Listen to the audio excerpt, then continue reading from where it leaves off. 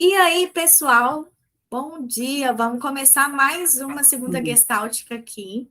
E hoje é dia de PHG. Vamos pegar nosso Gestalt Therapy aí e abrir na página 227 para a gente começar o subtópico 6, formação da personalidade, a lealdade. Tá? Lembrando que a gente está no capítulo 13, ajustamento criativo, contato final e pós-contato.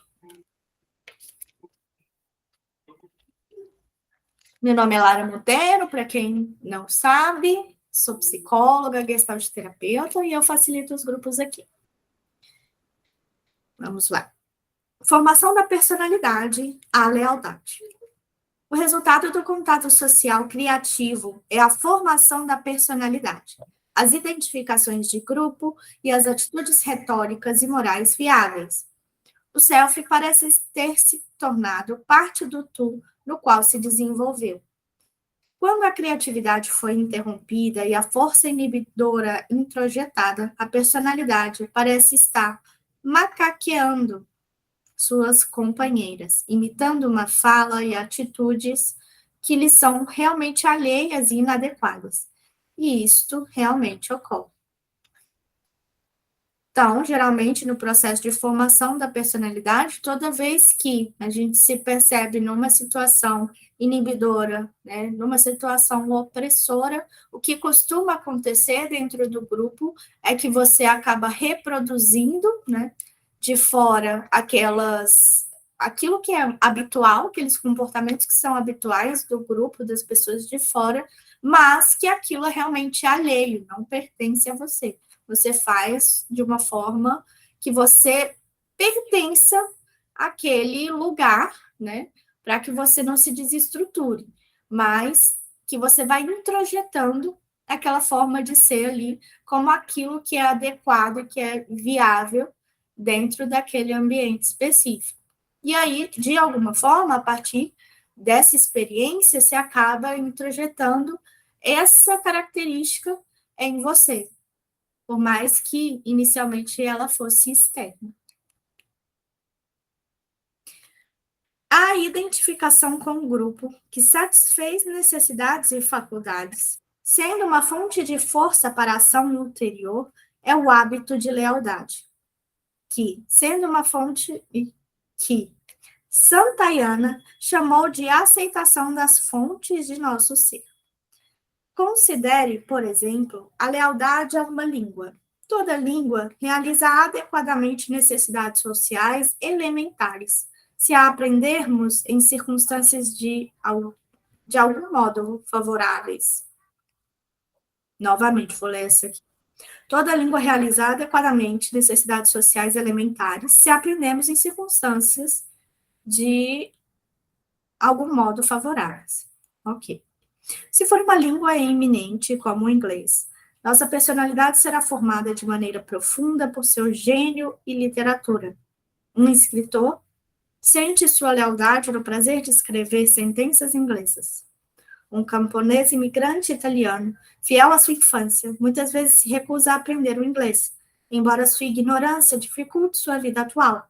É que ele foi desarraigado de maneira demasiado rápida e completa, e um número demasiado de situações antigas estava inacabado. Por outro lado, um refugiado alemão, fugindo de Hitler, aprende inglês em poucas semanas e esquece completamente o alemão. Ele precisa riscar o passado e elaborar rapidamente uma nova vida para preencher o vazio.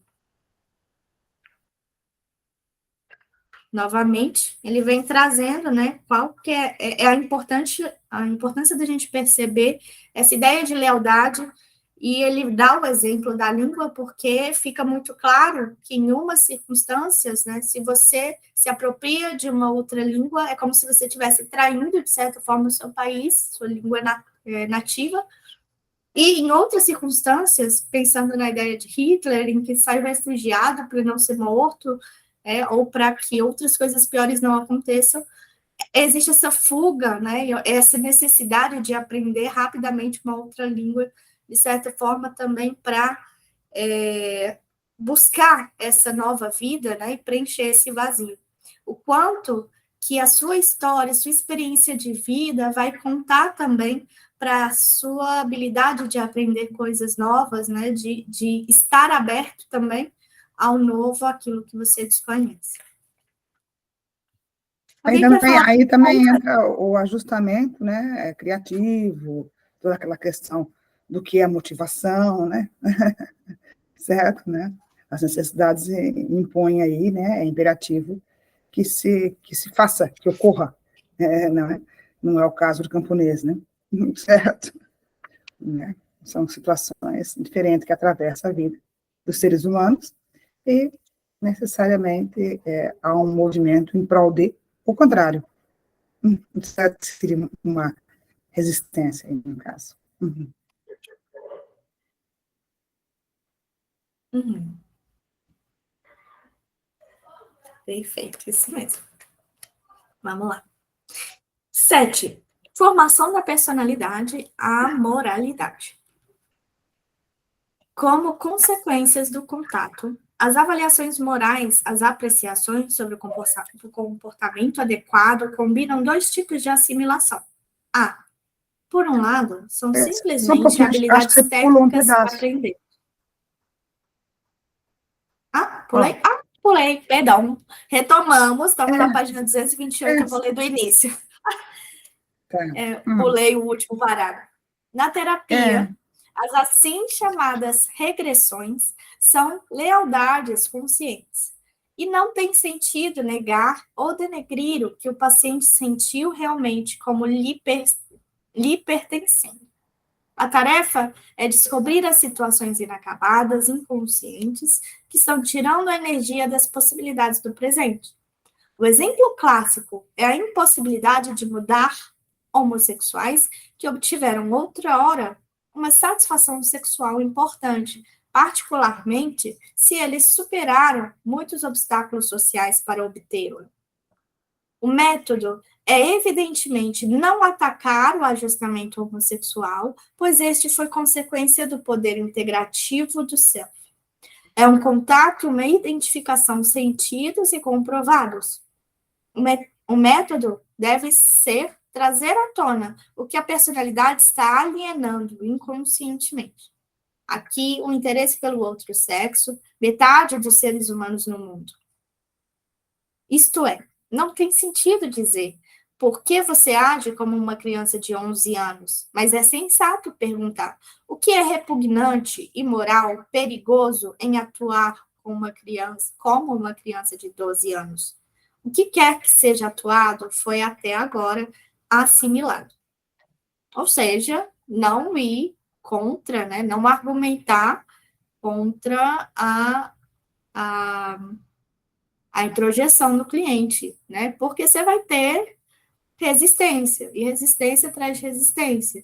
E aí, o que pode acontecer é que o cliente se sinta tão incomodado a ponto de fugir da terapia, né? Mas não vai ter um aparato terapêutico, né? Não vai ser algo que vai ser importante dentro da terapia. Na verdade, é como se fosse uma certa violência mesmo ao processo terapêutico, se você acaba adotando essas medidas, né? Quer trazer alguma coisa, Maria? não, eu acho que bate um pouco com aquilo que eu já tinha dito sobre ajustamento, a resistência, está dando um exemplo, né? Aham, Sim. perfeito. Tanto a questão do homossexual há pouco tempo veio à tona, né? Que por incrível que pareça, não em Gestalt, mas na psicologia, né? Pessoas aí dizendo que, enquadrando como uma doença, né? E isso foi quebrado, né? Uma coisa bastante importante na nossa área de saúde, né? Ter vindo à tona esse tipo de coisa que a gente acreditou lá atrás, ter sido dirimido e que, por uma questão conjuntural, né? Essas culturas do nosso fundo pode vir novamente subir como uma figura, equivocada, claro, né, certo? Porém, né, uma violência, como é dito, né, tratar o homossexualismo, mas que voltou, por incrível que pareça, né? E tivemos que travar uma verdadeira batalha para dirimir novamente essa visão atravessada aí do homossexualismo como uma doença. Né? Uhum. os avanços, né, que a gente vai ter.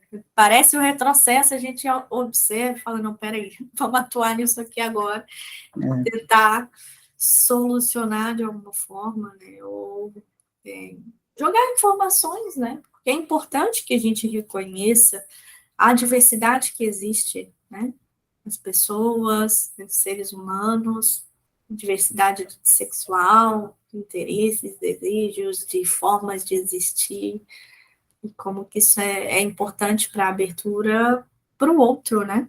Que é diferente de nós, aceitar isso. Às vezes ainda é um desafio muito grande para algumas pessoas. Então, é uma luta contínua, né? Vamos lá. Agora, subtópico 7, formação da personalidade, a moralidade. Agora sim, a gente vai começar o outro. Como consequências do contato, as avaliações morais, as apreciações, comportamento adequado, combinam dois tipos de assimilação. Por um lado, são simplesmente habilidades técnicas que aprendemos, suposições com relação ao que leva ao êxito. Como tal, são flexíveis, sujeitas à modificação em circunstâncias que mudam. Todo problema presente é enfrentado pelos seus méritos. Nossa prudência cristalizada é parte do fundo, a partir do qual nos dirigimos ao problema. B, por outro lado, são lealdades de grupo, tais como as que estivemos descrevendo, atuamos de determinada maneira, porque esta é a expectativa social, inclusive a expectativa de nossa personalidade formada. Nossa técnica, no caso presente específico, é modificada por nossa escolha permanente de continuar sendo membro do grupo, de usar a técnica do grupo. Geralmente, a técnica do grupo é menos flexível do que a do indivíduo, e é provável que haja um certo conflito entre essas premissas de ação. Se esse conflito se tornar muito acentuado, com demasiada frequência, teremos de decidir que o grupo é irracional, está atado ao passado. E então, teremos de mudar a técnica do grupo ou desistir da nossa lealdade. Desistindo dela, temos de encontrar uma nova lealdade, porque a sociabilidade de alguma espécie sempre faz parte de nossas necessidades. E é no próprio conflito que encontramos nossos novos aliados. E aí, mais uma vez, né, trazendo agora um exemplo mais tácito, se a gente for pensar, pegando ainda, né, essa ideia da homossexualidade, né, dentro de algumas instituições religiosas, alguns líderes religiosos propagam a ideia de que isso é inaceitável.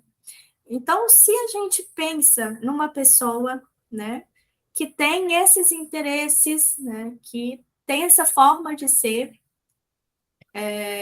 e está dentro dessas instituições religiosas, o que ela vai começar a perceber é que aquele núcleo, aquele ambiente, aquelas pessoas olham para ele ou para aquela condição dele como algo que é extremamente aversivo.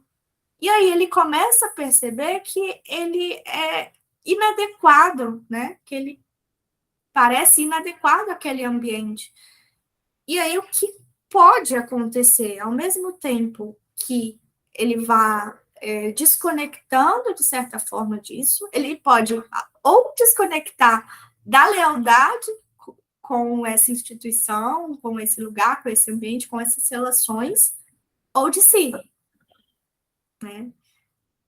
De si e dessa condição que nele habita, dessa vontade, desse desejo, disso que é dele, e engolir a seco aqueles preceitos da instituição que são colocados. Então, existem alternativas, né? Uma delas é você alienar uma parte sua que conflita diretamente com os preceitos daquela religião, daquela crença, e a outra é você realmente desfazer esse laço. E aí, se você desfaz o laço, o que ele traz é isso. Nós somos seres sociais, a gente está sempre buscando estar em contato com o outro, pertencer a um grupo, estar em conjunto, né? Estar pertencente, ter um lugar, um espaço de convivência. E aí há uma busca a algum lugar que você se identifique. Né? A partir do momento que você desfaz a lealdade com esse primeiro local que você se sente inadequado, vai ser uma busca agora para você encontrar um lugar ao qual você pertença. Né? Que é o dano de desistir de nossa lealdade? Aí, essa é a pergunta que temos que fazer como gestalterapeuta. Bom, o dano de desistir da nossa lealdade, que seria da nossa verdade, aí no caso do exemplo que você citou, seria do homossexualismo, certo? Tá? Seria a nossa lealdade, né, para se adequar a um grupo, ou uma instituição, ou uma família, enfim, ao fundo, né, na sociedade, ao nosso fundo, e não viver a nossa figura, que seria desistir da nossa lealdade, é que, mais cedo ou mais tarde, né, isso virá à tona novamente, porque eu estou impondo temporariamente algo que não está resolvido, né, que não é a minha verdade, que não são as minhas necessidades, e elas voltarão. Então, será uma luta inglória, tá certo? Tá? E é isso que o Conselho, inclusive federal, de Psicologia, bateu bastante forte, que vai para além de algo, uma opção sexual, né? É um crime você impor que o homossexualismo seja tratado como uma doença, né? E não como outras situações existenciais, como temos inúmeras, certo? Tá? E que aí, no caso, se a pessoa tiver algum incômodo, ela vai trazer como outros problemas da existência, né? Mas não como enquadramento, como foi, né? Certo? Foi retomado há pouco tempo aí, né? Como uma barbárie, como uma doença, né? E que o Conselho veio rapidamente pôr a público essa situação. Isso foi bastante importante para a psicologia de uma maneira geral, mas é esse o dano, né, que você está falando, negar um lado ou outro, de você não viver a nossa lealdade, a nossa verdade, que isso não vai, na verdade, surtir um acomodar-se, de fato, porque ela vai voltar, as necessidades vão voltar, e a Gestalt vai abrir novamente. Então, em glória, essa luta, né? Aí, mas claro que cada um tem que passar pelo momento, né? E a gente vê muitas pessoas fazendo esse tipo de tentativas, né? E que determinado momento da existência, eles mudam, as pessoas, eles ou elas, mudam de postura, e começa a perceber que isso não dá certo. Mas, às vezes, precisa passar, né, por essas imposições até chegar, né, a um insight, uma awareness do que realmente precisa, ou a pessoa quer, ou está apta a fazer. Né? É assim. Uhum. E a gente vê como que isso é tão complexo, né, Maria, se a gente for pensar que existem Complexo. pessoas que passam a vida inteira sem ter a clareza do que elas, né, de quem são as pessoas que estão ali na frente, sem reconhecer aquela pessoa em sua totalidade. Então, existem muitas intempéries, muitos obstáculos nesse caminho de aceitação do outro, aceitação de si, né? Então, assim, não é sair de um grupo e ir para um outro que vai resolver o problema. A não aceitação no grupo anterior ainda está aí dentro de você. É um incômodo por não ser pertencente, principalmente se for família, né? Ainda ele está aí, né? A Gestalt ainda está aberta. Então, sim, faz todo sentido que você trouxe. Eu acho que é muito importante ser frisado, né? Que não é assim, não é simples. Nenhuma das nossas atuações aqui são simples, né? É extremamente complexo tudo que a gente aborda, toda a existência que a gente tem, né? Todas as formas de existir. E quando a gente leva isso para a terapia, né, principalmente, é a gente conseguir olhar o prisma por todas as facetas que ele tem, né? É conseguir ampliar e olhar também de fora para você ter essa percepção maior sobre tudo que ocorre, né? Ok. Vamos lá. Até agora, não houve nenhuma dificuldade teórica, mas, infelizmente, nas discussões sobre moralidade, essas duas premissas conflitantes, o prudente e o leal, são confundidas com dois tipos inteiramente diversos de avaliação, nenhum dos quais é uma assimilação. C. Um destes são as novas descobertas e invenções que ocorrem durante a criação de qualquer coisa. Verificamos que a maneira antiga, o que é sensato ou o que é costumeiro, não satisfaz em absoluto a função criativa e, de preferência, temos de fazer isto. Semelhante avaliação é plena de interesse e constrangedora. Vai além do que desejamos de acordo com a nossa personalidade consumada. É a figura emergente, e na sua emergência temos de nos arriscar a ser absurdos ou solitários. Como consequência, por sua vez, a nova figura será uma técnica e será nossa autoconcepção de lealdade a um novo grupo, ou guiará e ganhará um grupo para si própria. Mas, no momento do interesse, a escolha é ousada, revolucionária, profética. E, em parte, o que embaralha as questões morais, que poderiam ser simplesmente o ajustamento entre técnicas individuais e sociais, é a injeção nelas de uma nostalgia do profético e do absoluto, particularmente por parte de pessoas que inibem sua criatividade. Uma escolha moral que foi aprendida há muito tempo e é uma premissa do comportamento comum, é discutida como se estivesse sendo inventada agora mesmo por Ezequiel. É os apelos, né? Do profético, certo? Os apelos existem no nosso meio. Se eles não existissem, não fosse forte, não teria contradição, né? É? Uhum. São os apelos existem, é nesse sentido que eles estão, nesse segundo parágrafo, de continuidade, pelo menos é o que eu vejo, né? É. Mas, e aí eles colocam a alternativa D.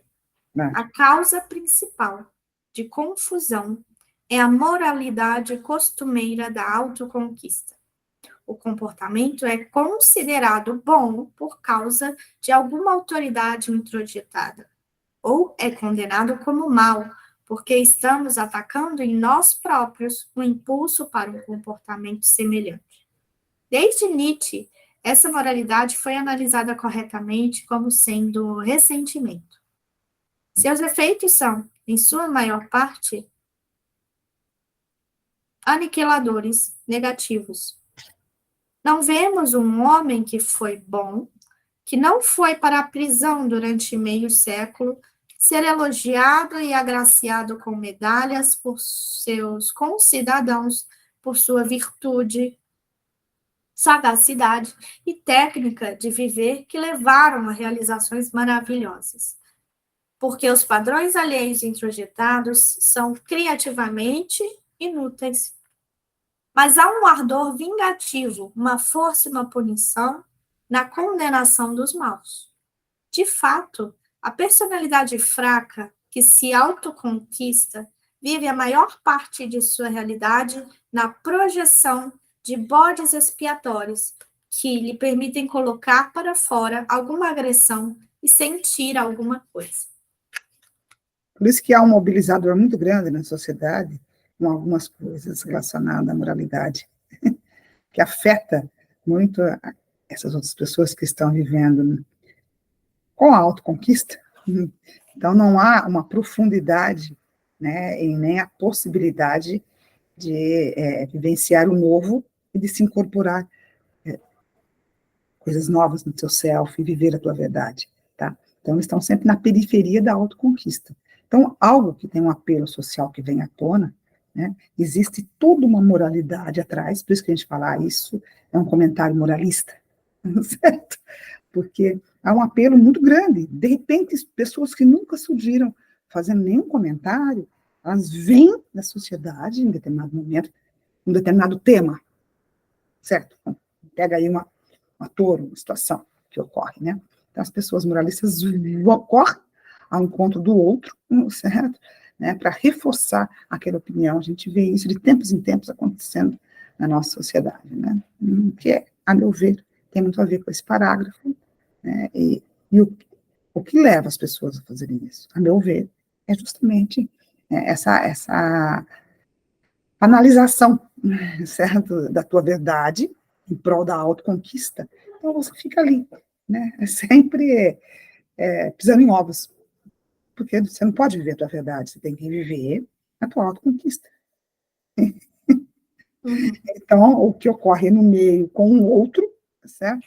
Repercute em mim de um jeito que eu me movimento, tá? Para reforçar aquilo. É assim. Uhum. E se a gente para e pensa na ideia da autoconquista, que a gente já falou, inclusive, nesse livro, né, em outros momentos e tudo mais, nesse lugar dessa autoconquista que é enganosa, né? Você constrói, você leva tanto tempo, né? Ou você tem tanto esforço para construir essa forma de agir, esse comportamento, essas crenças que você se impede de se ajustar criativamente. Então, todo movimento que você vê no outro, há uma projeção sua ali em cutucar, em falar, né? Em colocar ali a sua agressividade, entre aspas, né, de uma forma violenta, a violentar a outra pessoa, né, a expor aquilo como algo negativo. Sendo que, às vezes, né, se a gente para pensar, às vezes é tão imerso nessa autoconquista, você... Voltou? Recebi uma Voltou, ligação. foi um pouquinho. Uhum. Por você estar tão imerso nessa autoconquista, você se perde de entender que aquilo é um desejo seu, você está apontando no outro, ou que aquilo, às vezes, nem é um desejo, mas tem alguma coisa em você que ainda não foi tão bem resolvida assim, né? É como se você visse você, a partir desse ideal, como alguém que está pronto, como alguém que não precisa mudar mais nada, né? E aí, toda vez que você vê algo no outro, você aponta, você julga, né? Você condena. E aí é um problema, né? Se a gente parar para pensar em como você acaba não vivendo, né? Existem vários bodes expiatórios, né? Eu aponto meu dedo para várias pessoas, mas eu mesmo permaneço no mesmo lugar. Não existe crescimento. Tanto que falar sobre autoconquista é falar sobre um modo de atuação do neurótico, né? Uhum. Ele se apega a isso, ele sai pelo meio, ele tem ganhos secundários sobre isso, da autoconquista, e ele se apega a isso, ele não corre, não se permite de forma nenhuma correr risco e não gosta de ver um semelhante da autoconquista correr o risco também. Por isso que quando vem algo à tona, ele vai rapidamente ou ao encontro para amparar aquela pessoa, certo, né? Ou ali para defender-se, porque no fundo ele está defendendo a si.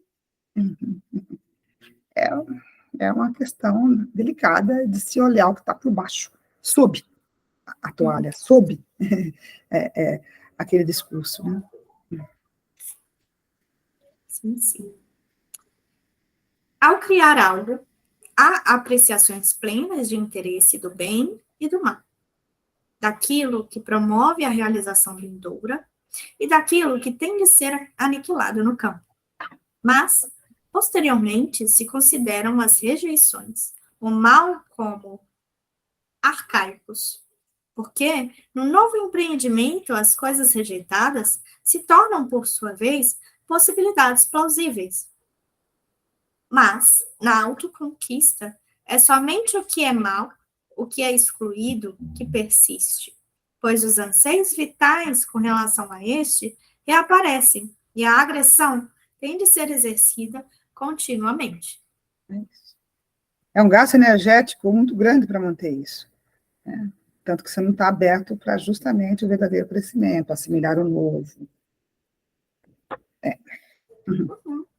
Então, você não vê as possibilidades, né? Aqui a gente fala, existe algo que era mal, né? Que era ruim, que era visto de uma forma anteriormente, que mais para frente, se eu não pego isso como algo, se eu não estou na lógica da autoconquista, né? Eu consigo ver possibilidades, né? Eu consigo ver aquilo como algo que tem características próprias, não estou vinculada emocionalmente com aquilo, com uma intensidade muito aflorada. Quando você passa a pensar nessa lógica de autoconquista, você já vê essa agressão muito aflorada nas pessoas, né? Nessas projeções que acabam acontecendo. E realmente, uma energia e tanto para você sustentar essa posição. Sim. E uma fragilidade também. Tanto que viver, né, naturalmente, as coisas novas, diferentes, vão nos atravessar. Uhum. E é muito difícil você passar pela vida bloqueando coisas novas para te atravessar, para você manter justamente a sua autoconquista. É um gasto muito grande energético nesse sentido e de uma fragilidade tremenda. Uma pessoa, ela não tem uma estabilidade. Ela demonstra algo, né, que na verdade ela não tem. E cada vez mais ela tem que demonstrar mais ainda, né, algo que não tem. E vai. Sabe aquela coisa? Você vai acrescentando um ponto à tua desgraça, né? Então é muito delicado de se tratar isso, mas né, é assim mesmo que ocorre. Tem uma parte de um livro, que eu não sei se eu tô com ele aqui, é aquele. A criança. O drama da criança bem dotada? Não, não li, não. Nunca viu? Deixa eu ver se eu tô com ele aqui. Que fala sobre autoconquista? Fala. E aí, o que ele vai trazer dentro desse aspecto? Isso aqui. Fala desse termo autoenganação, mas ele traz uma analogia que é muito interessante, De que é quem a do que é o balão. livro? Alice Miller. Ah, ela é conhecida, né? A do balão, né? Inflado, inflado, inflado, enorme, grandioso, mas uma agulha pode acabar com tudo. Então, é isso mesmo que você falou, da fragilidade que né? É grandioso por fora, mas existe uma fragilidade muito grande que pode despencar lá de cima a qualquer momento. Sim.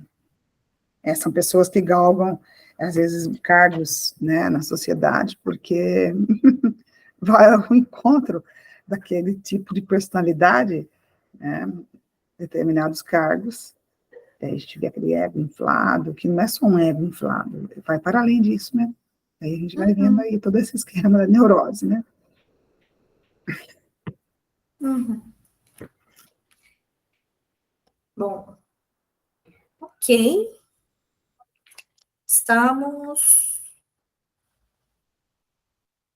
Finalizamos o 7 agora, né? Estamos no 8. Acho que dá para concluir o 8 e a gente finaliza. Você que sabe. Tá bem. Subtópico 8. Formação da personalidade, atitudes retóricas.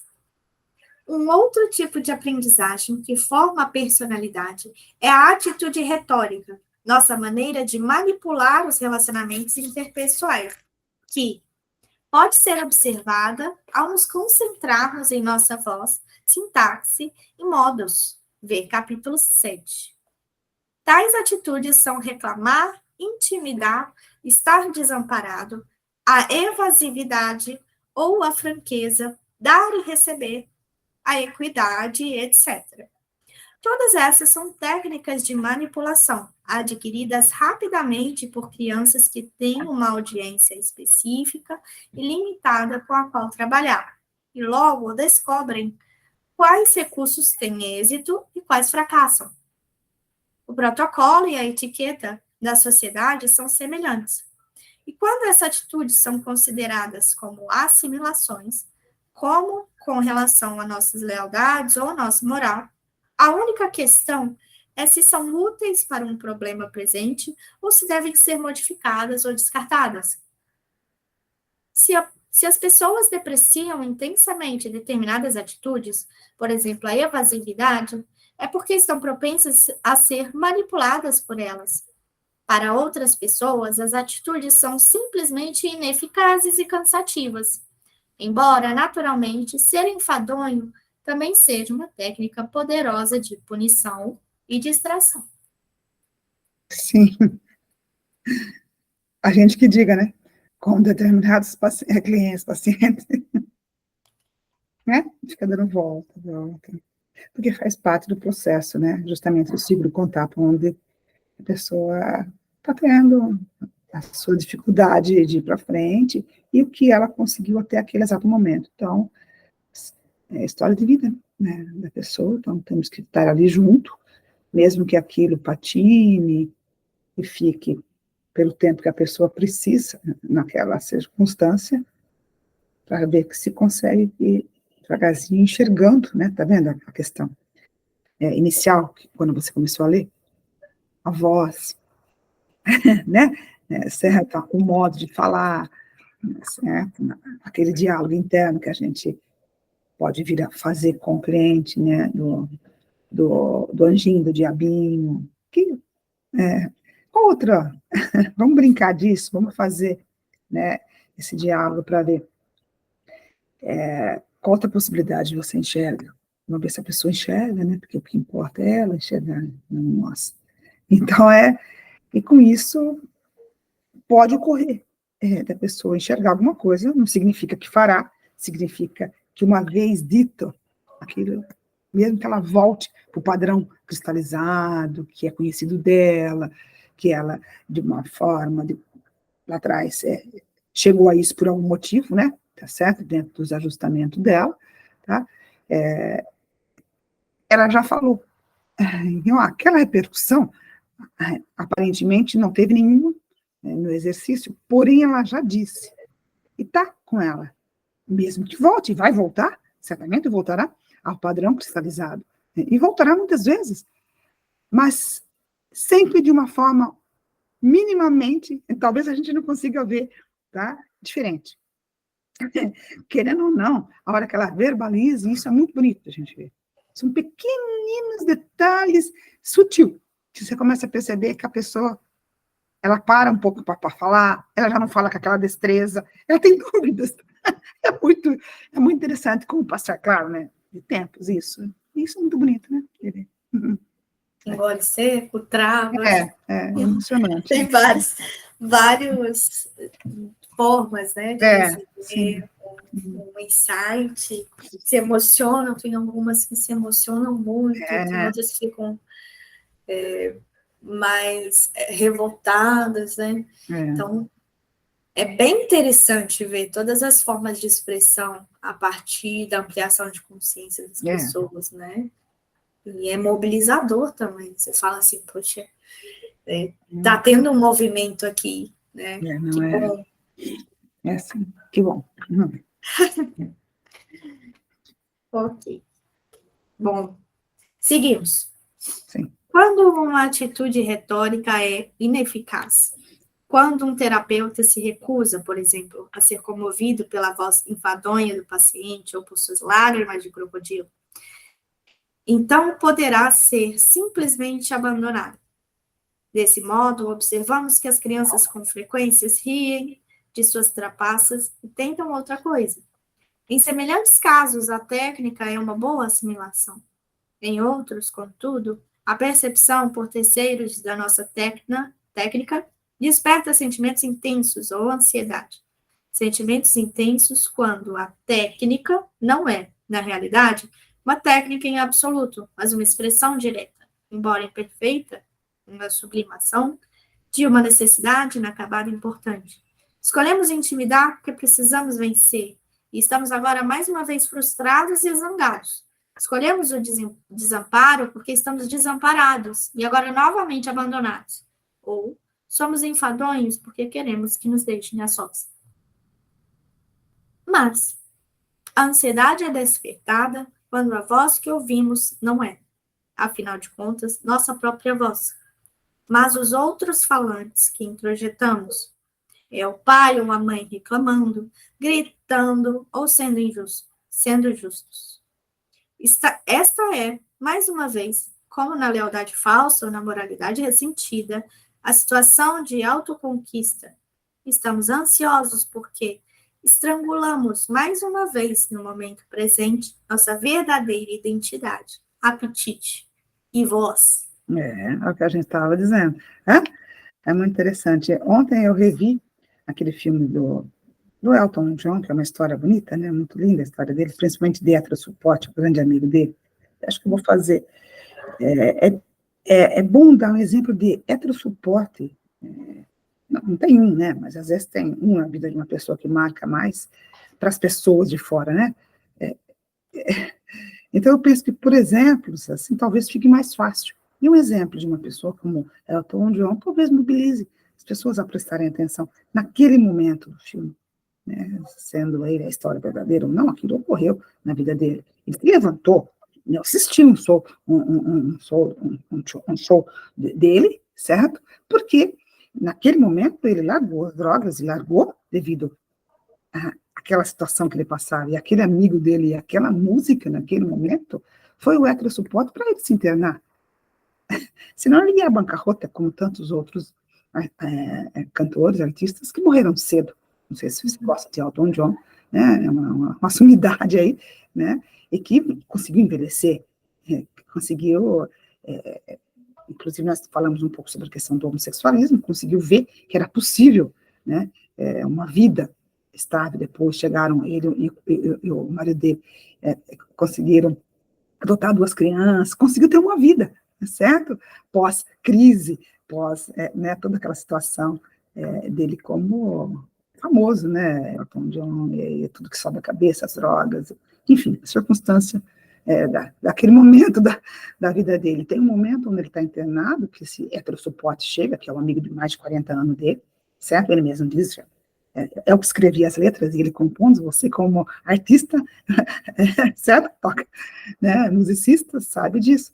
Ele está ali e ele tenta fazer isso aqui, manipular um amigo para o amigo ficar com ele. Diz, mas fica mais um pouco, não, eu preciso ir embora. Quando que você vai? Tá aqui as músicas, as letras, como ele sempre fez, para você musicar. Não, mas aqui não tem piano? Aqui na clínica não tem piano? O amigo pergunta, né? Ele diz, não, eu tenho medo, sabe, de voltar.